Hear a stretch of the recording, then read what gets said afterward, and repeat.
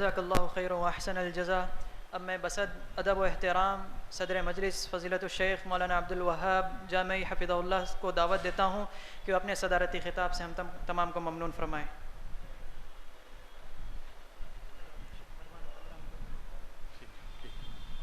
السلام علیکم ورحمۃ اللہ وبرکاتہ۔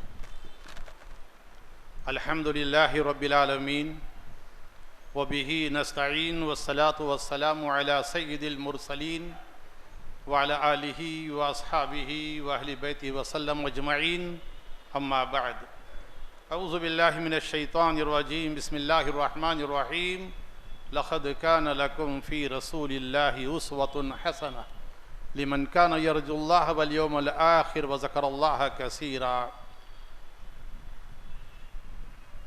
معزز علماء کرام، میرے اسلامی بھائیوں اور بہنوں،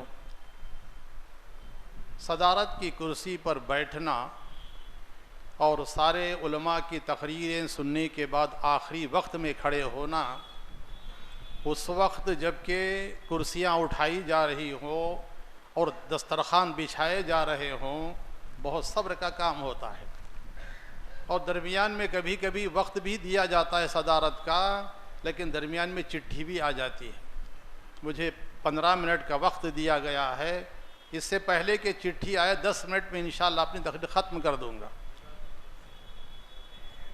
ایک بہت لمبے سفر میں اپنے گاؤں ہرپنلی سے گیا، بھٹکل پروگرام تھا، آخری تقریر تھی ایک مشہور مقرر کی۔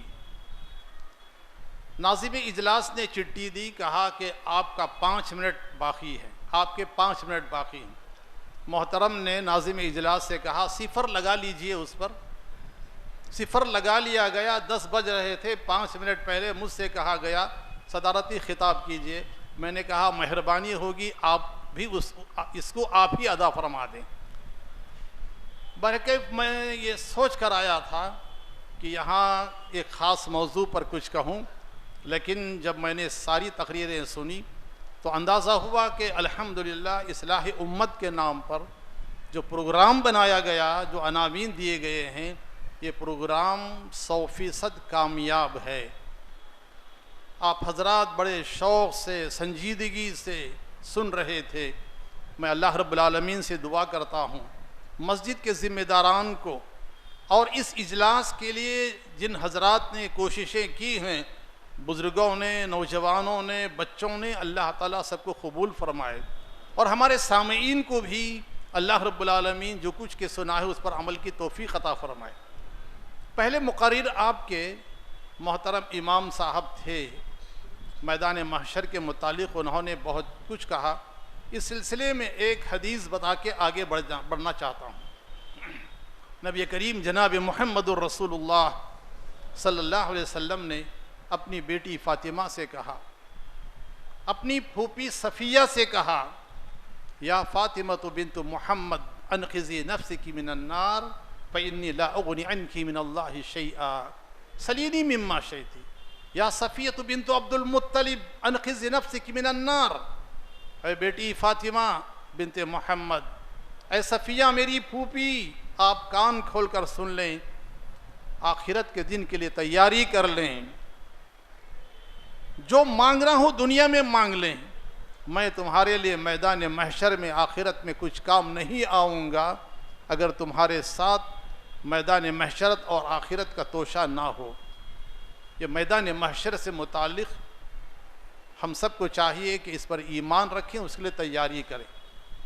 اس کے بعد میرے بھائیوں، میراث پر مولانا عبدالحسیب صاحب نے پھر زکوٰۃ کے مصارف پر تقریباً بہت سی باتیں کہہ دیں، اور ہمارے مولانا عبدالقدیر صاحب نے احساس ذمہ داری سے متعلق جو خطاب فرمایا، نبی کریم جناب محمد الرسول اللہ صلی اللہ علیہ وسلم سے بڑھ کر کسی کو اپنی ذمہ داری کا احساس تھا؟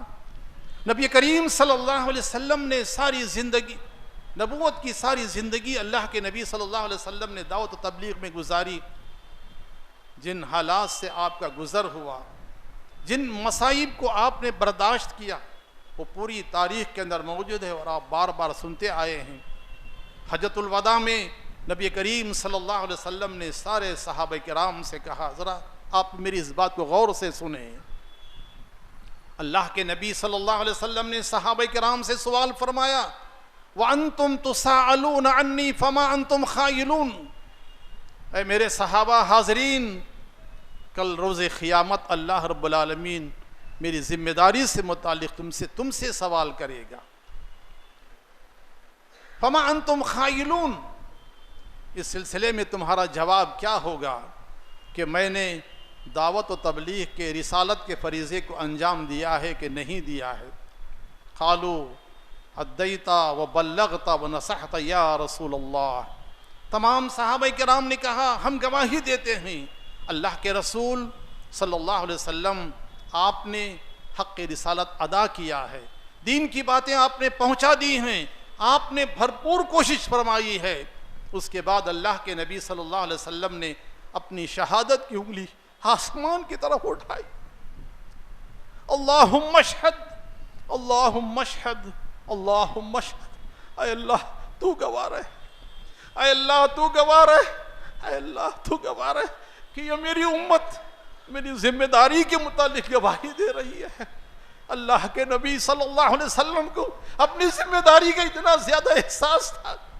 اللہ رب العالمین کے ہاں جواب دہی کا اللہ کے نبی صلی اللہ علیہ وسلم نے اللہ رب العالمین کو گواہ بنایا. اللہم اشہد، اللہم اشہد، اللہم اشہد. ہم کو چاہیے کہ اللہ رب العالمین نے ہم پہ جو ذمہ داری رکھی ہے، پہلی ذمہ داری ہمارے اپنے گھر کی ہے، جیسے کہ جماعتوں کی عہدوں کی ذمہ داری ہے. ایک اور ذمہ داری مجھ پر، آپ پر، سب پر ہے، دعوت توحید کی، دعوت اتباع سنت کی. اپنے پڑوسیوں کو، اپنے ساتھیوں کو، اپنے پاس کام کرنے والے مزدوروں کو. میں جانتا ہوں آپ کے پاس کافی لوگ آتے ہیں، رہتے ہیں، آپ مالک ہیں. اللہ رب العالمین آپ کے ماتحت بہت سے مزدوروں کو رکھا ہے.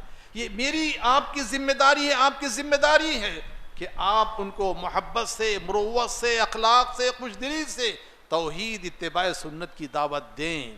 یہ آپ کی ذمہ داری ہے. آپ اتنا حق ادا کریں، اس کے بعد اللہ کے ہاں حجت پوری ہو جائے گی.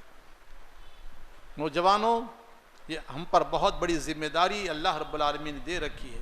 آپ اگر استاد ہیں، آپ اگر تاجر ہیں، آپ اگر اسٹوڈنٹ ہیں، جو بھی آپ ہیں، ہر میدان میں دعوت کتاب و سنت کو پہنچانے کے لیے اپنی حتی المقدور کوشش کیجیے. یہ آپ کی ذمہ داری ہے. محترم مولانا اعجاز احمد صاحب ندوی حفظہ اللہ، اللہ رب العالمین آپ کی عمر میں، علم میں، رزق میں خیر و برکتیں عطا فرمائے. ہم دعا تو کر لیتے ہیں کہ اللہ رب العالمین علماء کرام کے عمر میں، مال میں، تجارت میں ترقی دے. رمضان کا مہینہ ہے، جہاں آپ ہدیے تحفے دوسروں کو بھی دیتے ہیں، علماء کا بھی خیال رکھیے. 24 گھنٹے ان کی یہاں گزرتے ہیں. یہ آپ کی ذمہ داری ہے کہ آپ اپنی اماموں کا بھی خیال رکھیں، ورنہ امامت کے لیے کھڑے ہوں گے، عید سامنے ہے، گھر کے مسائل ہیں، والدہ کے ہیں، والد کے ہیں، رشتہ داروں کے ہیں، نہ نماز خشوع کی ہوگی، نہ نماز سکون کی ہوگی. یہ آپ کی ذمہ داری ہے کہ جب پورا وقت علماء دیتے ہیں کہ آپ بھی تحفے تحائف دیں، ان کو نوازیں. آپ ہماری خواتین سے متعلق بہت اچھی باتیں آپ نے پیش کی. میں نے آیت پڑھی، لَقَدْ كَانَ لَكُمْ فِي رَسُولِ اللَّهِ أُسْوَةٌ حَسَنَةٌ. نبی کریم جناب محمد الرسول اللہ صلی اللہ علیہ وسلم کی زندگی تمہارے لیے آئیڈیل زندگی ہے، بہترین نمونہ ہے، مثالی نمونہ ہے، کامل نمونہ ہے. تاجر ہیں، استاد ہیں، اسٹوڈنٹ ہیں، بزنس مین ہیں، جو بھی ہیں، جیسے بھی ہیں، ہر میدان میں نبی کریم صلی اللہ علیہ وسلم کی مثالیں موجود ہیں. اگر کوئی شوہر ہے، دیکھیے جناب محمد الرسول اللہ صلی اللہ علیہ وسلم کے پاس ایک خاتون آئی اور کہا اللہ کے نبی صلی اللہ علیہ وسلم میرے شوہر ایسے ہیں، میرے شوہر ایسے ہیں، میرے شوہر ایسے ہیں. کافی ناراض نظر آ رہی تھی وہ خاتون. اللہ کے نبی صلی اللہ علیہ وسلم نے اس کے دل و دماغ کو ڈائیورٹ کرنے کے لیے آپ نے فرمایا تمہارے شوہر وہی ہیں کیا؟ تمہارے شوہر وہی ہیں جس کے آنکھ میں سفیدی ہے؟ کہنے لگے اللہ کے نبی میرے شوہر کی آنکھیں بے عیب ہیں، میرے شوہر کی آنکھیں بے عیب ہیں. شکایتیں آتی ہیں میاں بیوی کے درمیان میں. لیکن ایک بات، شادی کر کے 40 سال تو ہو گئے ہیں جی، 45 سال ہو گئے ہیں. جو تجربہ ہے وہ یہ ہے کہ عورتوں کی ذرا تعریف کر دیجئے، جو چاہے ان سے کام لے لیجئے. یہ سب سے بڑی ٹیکنیک ہے زندگی گزارنے کی. اس کا مطلب یہ بھی نہیں کہ نوجوان اپنی بیویوں کی تعریف کرتے ہی رہیں. کبھی کبھی ہوتا ہے وہ فوراً عورت کہنے لگی اللہ کے نبی میرے شوہر تو بے عیب، اس کی آنکھیں بے عیب ہیں، ماشاءاللہ ایسی کوئی عیب ہے نہیں. آپ صلی اللہ علیہ وسلم نے فرمایا کیا ہر انسان کے آنکھ میں سفیدی نہیں ہوتی ہے؟ سفیدی سیاہی دونوں تو ہوتی ہے. اب وہ مسکرانے لگی، وہ ہنسنے لگی. آپ صلی اللہ علیہ وسلم نے دیکھا کہ یہ نارمل ہو گئی ہے، پھر سمجھا کے بھیج دیا کہ تمہارے حقوق کیا ہیں، شوہر کے حقوق کیا ہیں. نبی کریم جناب محمد الرسول اللہ صلی اللہ علیہ وسلم کی زندگی مثالی ہے. اللہ کے نبی صلی اللہ علیہ وسلم نے 11 عورتوں سے نکاح فرمایا اور 11 کو سنبھالا. کسی ایک عورت نے بھی، کسی ایک خاتون نے بھی، کسی ایک زوجہ محترمہ نے بھی نبی کریم صلی اللہ علیہ وسلم کی شکایت نہیں کی. بتائیے کیا اخلاق تھے، کیا سلوک تھا، کیا حسن سلوک تھا. حضرت عائشہ رضی اللہ تعالیٰ عنہ کبھی کبھی ناراض ہو جاتی. اللہ کے نبی صلی اللہ علیہ وسلم نے فرمایا عائشہ مجھے اچھی طرح معلوم ہو جاتا ہے کہ تم کب مجھ سے راضی ہوتی ہو، کب ناراض رہتی ہو. کہا آپ کیسے پہچانتے ہیں؟ کہا اللہ کے نبی نے فرمایا عائشہ جب تم خوش رہتی ہو کہتی ہو رب محمد کی قسم، جب خفا و ناراض ہوتی ہو کہتی ہو رب ابراہیم کی قسم.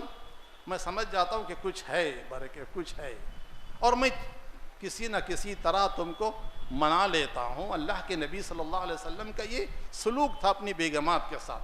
برکت ابھی ہم کو وضو بھی کرنا ہے، افطار بھی کرنا ہے، اور یہاں بہت سے انتظامات کیے گئے ہیں. میں اللہ رب العالمین سے دعا کرتا ہوں کہ اللہ رب العالمین ہمارے یہاں جمع ہونے کو قبول فرمائے. اور میں ایک گزارش کرنا چاہتا ہوں، چونکہ آپ کے ہاں میرا بہت زیادہ آنا جانا اٹھنا بیٹھنا رہا ہے، بہت سی باتوں کے علاوہ جو میں ایک بات کہنا چاہتا ہوں ہمارے نوجوانوں سے، وہ نوجوانوں سے میں کہنا چاہتا ہوں آپ کو چاہیے کہ آپ اپنے والدین کی اطاعت کریں، فرمانبرداری کریں، ان کے ساتھ اچھا احسان، اچھا سلوک کریں، ان کے سامنے باادب کھڑے ہوں، ان سے آگے چلنے کی کوشش نہ کریں، ان کے سامنے اونچی آواز سے بات نہ کریں. جب کبھی ان کے ساتھ چلیں ان سے آگے نہ جائیں، اور جب کہیں جائیں جب تک ان کو نہ بٹھائیں آپ نہ بیٹھیں. اپنے والدین کا احترام کریں. اور ماشاءاللہ دیکھیے آپ کے لباس کو دیکھنے سے لگتا ہے کہ کوئی فرشتوں کی جماعت ہے. آپ کے آبا اجداد کی بڑی خدمات ہے دین کے لیے. نئے نوجوان ہوتا یہ ہے کہ حالات سے متاثر ہو جاتے ہیں، زبان میں، تہذیب میں، ثقافت میں، لباس میں سب تبدیلیاں آتی ہیں، اور سمجھتے ہیں کہ یہ آؤٹ آف ڈیٹ ہے، ہم کو اپ ڈیٹ ہونا چاہیے. جی اپ ڈیٹ میرے بھائیوں، جو کچھ کہتے تھے کل آؤٹ آف ڈیٹ وہ اپ ڈیٹ ہو رہا ہے. کسی زمانے میں ٹخنوں سے اونچے پہننے کو لوگ کہتے تھے ملا ہے، اور آپ دیکھیے یہی ملا بنے پھر رہے ہیں، اور یہ فیشن بن گیا ہے. کیا لڑکے، کیا لڑکیاں، کیا جوان، کیا بوڑھے، یہ سب چیزیں میرے بھائیوں، یہ چیزیں پرانی نئی نہیں، بلکہ ہم کو اسلام نے ایک تہذیب، ایک ثقافت، اسلام نے ہم کو ایک اصول دیا ہے. لہٰذا میں آپ سے گزارش کرتا ہوں کہ آپ حضرات یہ جو اسلامی لباس ہے، ساتر لباس ہے، شریفانہ لباس ہے، اس لباس کو آپ اختیار جو کیے ہوئے ہیں اس سے برقرار رہیے. اور الحمدللہ آپ کے گھروں میں آنا جانا مجھے بہت زیادہ رہا ہے. میری کافی دعائیں ہیں آپ کے لیے، آپ کی خواتین کے لیے، نوجوانوں کے لیے. آپ کی خواتین بھی ماشاءاللہ بڑی صبر والی ہیں اور شوہروں کا ساتھ دینے والی ہیں، ان کے قدم چلنے والی ہیں. میں نے بہت کم سنا ہے کہ کوئی خاتون ہمارے بنارسی افراد کے اندر نافرمان بھی ہوتا ہے کبھی کبھی آگے پیچھے، لیکن من حیث المجموع الحمدللہ ماحول بہت اچھا دیندارانہ ہے. اللہ تعالیٰ اس پر آپ کو قائم رکھے. اللہ تعالیٰ ہماری اولاد کو نیک بنائے، صالح بنائے. اللہ تعالیٰ ہماری اولاد کو، ہماری خواتین کو، ہماری آنکھوں کو ٹھنڈک فرمائے. اللہ ان سب کو نمازی بنائے. پھر میں آخر میں آپ کا شکریہ ادا کرتے ہوئے کہ آپ نے مجھے کہنے کا موقع دیا، اللہ رب العالمین سے دعا کرتا ہوں ہم نے جو کچھ کے سنا اس پر عمل کی توفیق عطا فرمائے. صلی اللہ علی النبی وآخر دعوانا الحمدللہ رب العالمین. السلام علیکم ورحمۃ اللہ وبرکاتہ. کو صحت و عافیت سے نوازے اور شیخ کی تمام خدمات کو شرف قبولیت سے نوازے۔ ہم سب سے پہلے اللہ رب العالمین کا شکر و بجا لاتے ہیں کہ محض جس کی عنایت و توفیق سے آج کا یہ نصف روزہ اجلاس اپنے اختتام کو پہنچا۔ ثانیاً ہم آئے ہوئے تمام علماء کرام کا شکر ادا کرتے ہیں کہ جنہوں نے اپنی تمام مصروفیات کو بالائے طاق رکھتے ہوئے ہماری دعوت پر لبیک کہا اور ہم تمام کو اپنے پند و نصائح سے نوازا۔ ثالثاً ہم مسجد انصار السنہ کے ذمہ داران کا شکریہ ادا کرتے ہیں کہ جنہوں نے اس موقع کو غنیمت جان کر یہ اجلاس منعقد کیا، اور اس کے بعد ہم آپ تمام سامعین کا بھی شکر بجا لاتے ہیں کہ آپ نے شروع سے لے کر آخر تک دل جمعی کے ساتھ اس پروگرام کو کامیاب بنانے کے لیے ہمارا ساتھ دیا۔ ہم اللہ رب العالمین سے دعا کرتے ہیں کہ اللہ رب العالمین آج ہمارے اس مل بیٹھنے کو قبول فرمائے، اور ہم جس طرح یہاں پر جمع ہوئے ہیں اللہ رب العالمین اسی طرح قیامت کے دن بھی اللہ رب العالمین ہم تمام کو جنت الفردوس میں جمع فرمائے، آمین ثم آمین۔ آخری میں ایک اعلان یہ ہے کہ یہاں پر جتنے بھی حضرات شریک ہوئے ہیں ان تمام کے لیے